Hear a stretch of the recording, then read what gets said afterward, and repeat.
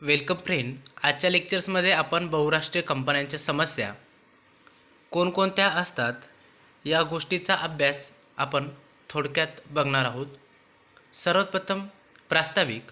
बहुराष्ट्रीय कंपन्या या एखाद्या विशिष्ट भूप्रदेशात म्हणजेच देशात स्थापन झालेले असून त्यांचे कार्य संचालनाने सुसूत्रीकरणाने मात्र संपूर्ण जगातील इतर कोणत्याही देशात चालू असते.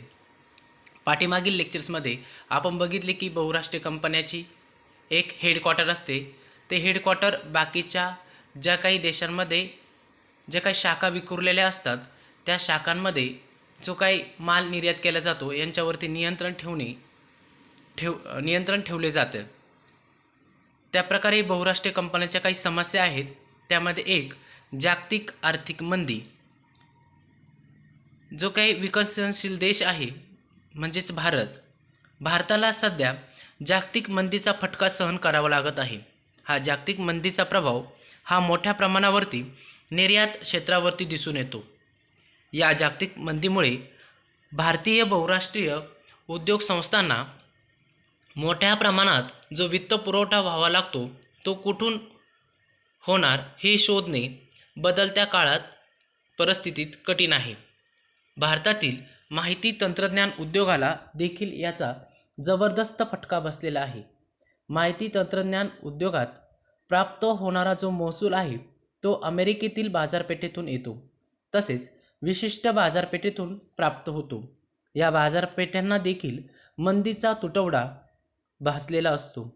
आर्थिक मंदी ही जी घटना आहे ती भारताकरिता इतर देशांच्या तुलनेत फार मोठी आपत्ती नाही. कारण सर्वात पहिली गोष्ट म्हणजे भारतातील बँक व्यवसाय प्रणाली ही त्या तुलनेत सक्षम आणि मजबूत आहे. रुपयाच्या सुधारणात स्थितीचे जे काही प्रबळ अंतर्गत बाजारपेठ आहे यामध्ये जी घसरण आहे तिचा वृद्धिदर हा 6% आहे. नंबर 2, वाढती स्पर्धात्मकता. अनेक जागतिक व्यवसाय संस्थांच्या दृष्टिकोनातून भारत हे माहिती तंत्रज्ञान व्यवसायाकरिता खूप महत्त्वपूर्ण ठिकाण आहे. हे अर्थव्यवस्थेसाठी चांगले आहे. याचाच अर्थ असा आहे की भारतीय व्यवसाय उद्योग संस्थांच्या करिता सुरक्षित असणाऱ्या या बाजारपेठेत प्रत्यक्ष स्पर्धेला सुरुवात झालेली आहे. IBM भारतात 1,00,000 कर्मचारी आहेत. याचाच अर्थ भारतातील 5 मोठ्या उद्योग संस्थांशी विचार करता हे प्रमाण 1:3 इतके आहे. जसजसा भारतीय बाजारपेठेचा विकास होत जाईल तसतसे ते अधिक स्पर्धात्मक आणि भारतीय उद्योग व्यवसाय संस्थांसाठी कमी उपलब्धतेचे होत जातील. नंबर 3, बौद्धिक संपदेतील कमतरता. भारतातील अर्थव्यवस्थेचा जसा विस्तार होत गेला तसतसा परिणामस्वरूप बौद्धिक संपदेचा तुटवडा जास्त गंभीरपणे जाणवण्यास सुरुवात झाली. खरं तर जगातील सगळ्या मोठा असणारा देश पण प्रत्येक क्षेत्राच्या गरजांची पूर्तता होईल अशा मनुष्यबळाचा भरणा होणे गरजेचे आहे. भारतातील IT क्षेत्रातील व्यवसाय उद्योग संस्था सध्या रशिया, फिलिपिन्स आणि इतर देशातून मनुष्यबळाची भरती करताना दिसून येतात. जागतिक उद्योग व्यवसाय संस्थांचा वाढता अंतर्प्रवाह पण त्या तुलनेत कमी प्रतीचे उच्च शिक्षण आणि निष्क्रिय सरकार यामुळे या गोंधळाची स्थिती निर्माण झाली आहे. नंबर 4, जागतिक उद्योग व्यवसाय संस्थांना वैश्विक व्यवस्थापनाची गरज. अजून भारतातील फार कमी व्यवस्थापकांना आंतरराष्ट्रीय व्यवस्थापनाचा अनुभव आहे. यांच्यावरती पटकन अशी कोणतीच निश्चित स्वरूपाची उपाययोजना करता येणार नाही. भारतीय उद्योग हा सध्या चांगल्या व्यवस्थापकांच्या शोधामध्ये आहे. स्थानिक स्वीडिश बहुराष्ट्रीय कंपन्यांच्या मते भारतातील कार्य व्यवस्थापनासाठी भारतीय व्यवस्थापकाची भरती अथवा नियुक्ती करणे हे स्वीडनहून एखाद्या तज्ज्ञ व्यवस्थापक येथे येण्याइतके महागडे व न परवडणारे आहे. यांच्यामुळे भारतात उद्योग संस्थेचा कारभार बघणे हे महत्त्वाचे आहे. नंबर 5, प्रशासकीय आराखडा किंवा चौकट. भारतातील सर्वच बहुराष्ट्रीय कंपन्यांना भारतातील प्रशासकीय चौकटीतील अडथळ्यांचा सामना करावा लागतो. मुळातच प्रशासनाचे केंद्र आणि राज्य या स्वरूपाचे जे विकेंद्रीकरण झाले आहे, त्यामुळे अनेक प्रशासकीय समस्या आणि गोंधळाची परिस्थिती निर्माण होते. भारतातील केंद्र सरकार आणि प्रत्येक घटक राज्य सरकार यांची धोरणात्मक प्रक्रिया तसेच प्रादेशिक विकासाचे प्रमाण हे वेगळे असते. तसेच सीमा शुल्क यातही बदल होताना दिसतो. नंबर 6, धोरणात्मक पर्यावरण. प्रत्येक बहुराष्ट्रीय कंपनी ही पर्यावरणातील अनिश्चितता, अस्थिरता यांच्याशी समायोजन साधून घेऊ शकत नाही. धोरणात्मक पर्यावरण पारदर्शकता असणे ही बाब कोणत्याही उद्योगासाठी पोषक असते. याचे अगदी अलीकडील काळात उदाहरण म्हणजे टेलिकॉम क्षेत्रात परकीय प्रत्यक्ष गुंतवणुकीकरिता ज्यावेळेस हे क्षेत्र खुले झाले आहे, तेव्हा अनेक बहुराष्ट्रीय कंपन्यांनी या क्षेत्रात उत्साहाने प्रवेश केला. पण सतत बदलणाऱ्या धोरण प्रक्रियेमुळे अनेकांनी आपल्या उद्योगसंस्था हलवल्या. त्या विविध कंपन्यांपैकी काही कंपन्या अनिश्चित धोरण पर्यावरणात टिकल्या व चांगल्या स्वरूपात परतावे मिळाले. त्यानंतर बहुराष्ट्रीय कंपन्यांची कामगिरी.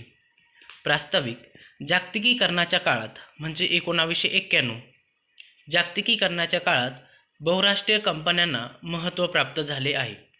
वस्तू व सेवांचे उत्पादन आणि वितरण एकपेक्षा अधिक देशांमध्ये करणाऱ्या कंपन्यांना बहुराष्ट्रीय कंपन्या म्हणतात.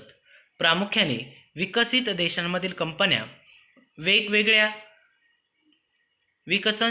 विकसनशील देशांमध्ये आपल्या शाखा निर्माण करतात. या कंपन्यांचा दोन्ही देशांना फायदा होतो. त्यामध्ये रोजगार निर्मिती असेल, परकीय गुंतवणूक असेल, या दृष्टीने बहुराष्ट्रीय कंपन्या महत्त्वाच्या मानल्या जातात. बहुराष्ट्रीय कंपन्यांच्या काही कामगिरी आहेत. त्यामध्ये फर्स्ट, तंत्रज्ञानाचे हस्तांतरण. जे काही तंत्रज्ञानाचे हस्तांतरण असेल, त्यामध्ये तांत्रिक बदल असेल आणि तांत्रिक विकास घडून येण्यासाठी आपल्या देशाने कोणकोणत्या गोष्टी करणे गरजेचे आहे, हे तंत्रज्ञानाच्या हस्तांतरणामध्ये येते. 2, मध्यवर्ती क्षेत्राचा विकास. कुठल्याही देशात मध्यवर्ती क्षेत्राचा विकास घडून येण्यासाठी मोठ्या प्रमाणावरील भांडवल, गुंतवणूक, अत्याधुनिक तंत्रज्ञान, परकीय गुंतवणूक व सहभाग या गोष्टींची आवश्यकता असते. बहुराष्ट्रीय कंपन्या या दृष्टीने महत्त्वाची भूमिका पार पाडत असतात. 3, निर्यातभिमुख उद्योग व अत्याधुनिक तंत्रज्ञान. निर्यातभिमुख उद्योगांची स्थापना आणि अत्याधुनिक तंत्रज्ञानाचा अवलंब करून परकीय गुंतवणुकीचे प्रमाण जास्तीत जास्त वाढवण्याची क्षमता बहुराष्ट्रीय कंपन्यांमध्ये असते. औद्योगिक परवाना धोरणांद्वारे परकीय गुंतवणूकदारांना 100% भांडवल गुंतवणुकीसाठी विकसनशील देश परवाना देतात. नंबर 4, रोजगार संधीची उपलब्धता. भारतातील प्राथमिक, द्वितीय व तृतीय क्षेत्र पर्याप्त रोजगाराच्या संधी उपलब्ध करून देण्यास असमर्थ आहे. त्यामुळे बेकारी ही भारतासारख्या जास्त लोकसंख्या असणाऱ्या देशांसाठी एक मोठी समस्या बनली आहे. अशा परिस्थितीत रोजगाराच्या संधीची उपलब्धता करून देण्यात बहुराष्ट्रीय कंपन्या महत्त्वाची भूमिका पार पाडतात. नंबर 5, पुरेसे यश. आधुनिक काळात नवीन शोध, यांत्रिकीकरण, संगणकीकरण हे औद्योगिक विकासाचे महत्त्वाचे घटक मानले जातात. बहुराष्ट्रीय कंपन्या या सर्व घटकांची उपलब्धता करून औद्योगिक विकास साध्य करण्यास पुरेसे यश प्राप्त करतात. नंबर 6, कॉर्पोरेट उद्दिष्ट. सध्या अस्तित्वात असलेल्या वस्तूंच्या दर्जात सुधारणा घडवून आणणे आणि सामाजिक व राष्ट्रीय गरजांना अनुसरून वस्तू आणि सेवांचा पुरवठा करणे हे विकसित आणि विकसनशील अर्थव्यवस्थेच्या दृष्टीने महत्त्वाचे असते. नवीन तंत्रज्ञानाचा व पद्धतीचा वापर केल्यामुळे नव्या वस्तूच्या मोठ्या प्रमाणावर उत्पादन घेणे शक्य होते. त्यासाठी विकास व संशोधनाची आवश्यकता असते. नंबर 7, औद्योगिक उत्पादनात वाढ. आर्थिक वृद्धीसाठी औद्योगिक उत्पादनात वाढ घडवून आणणे आवश्यक असते. औद्योगिक उत्पादनात आणि राष्ट्रीय उत्पादकतेत वाढ घडवून आणण्यासाठी बहुराष्ट्रीय कंपन्यांचे मोठ्या प्रमाणावर सहाय्य प्राप्त होते. नंबर 8, मोठ्या प्रमाणावरील उत्पादन.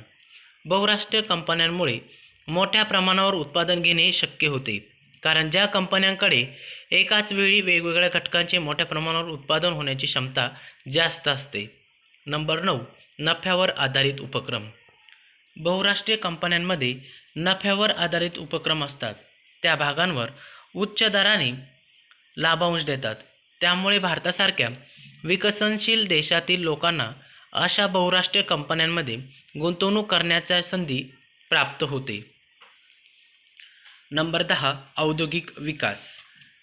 औद्योगिक विकास घडवून आणण्यात देखील बहुराष्ट्रीय कंपन्या यांची महत्त्वाची भूमिका पार पाडतात.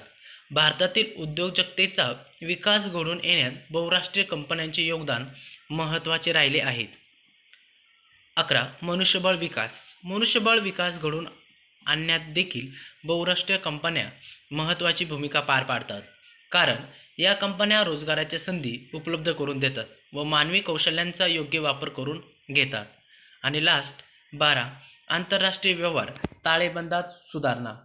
बहुराष्ट्रीय कंपन्या नफ्यावर आधारित असतात, त्यामुळे राष्ट्रीय महसुलात त्यांचे योगदान प्राप्त होते. आयात व निर्यातीवरील वेगवेगळ्या प्रकारांचे कर त्या जमा करतात. यातून संबंधित राष्ट्राच्या आंतरराष्ट्रीय व्यवहार ताळेबंदात सुधारणा घडून येण्यास मदत होते.